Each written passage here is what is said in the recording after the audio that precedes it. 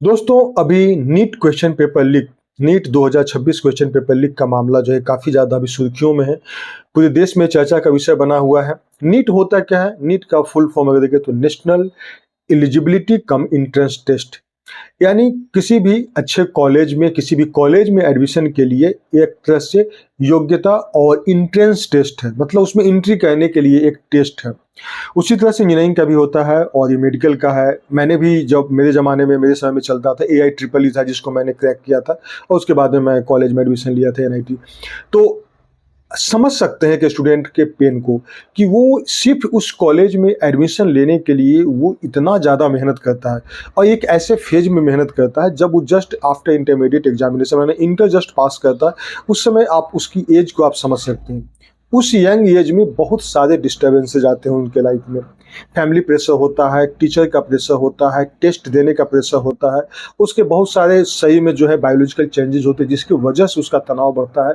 ऐसी स्थिति में वो बच्चे बहुत प्रेशर को हैंडल करते हुए अपनी पढ़ाई को कंटिन्यू करते हैं और इस एग्ज़ाम को देते हैं।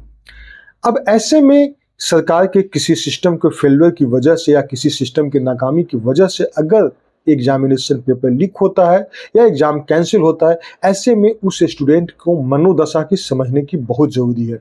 वो स्टूडेंट किस पीड़ा में, किस तरह की वो तकलीफ में गुजरता है। बहुत आसान है बोल देना कि चलो इस बार तो फेल हो गया, चलो अगला बार फिर एग्जाम दे देना। ये बहुत आसान शब्द है, लेकिन जो स्टूडेंट जो कि उस पर काफ़ी ज़्यादा अपना डिवोशन के साथ बहुत सारे सेक्रीफाइस करता है, बहुत यंग एज में, सबसे बड़ी बात है कि उसका माइंड उतना मैच्योर नहीं होता है, उतने हाई लेवल का टेंशन झेलने का मैच्योर नहीं होता, फिर भी उस टेंशन को झेलते हुए उस कंपटीशन एग्जाम को देता है और उसकी वजह से सिस्टम के फेलियर की वजह से अगर वो कैंसिल होता है तो एक स्टूडेंट के लिए बहुत दुखद होती है।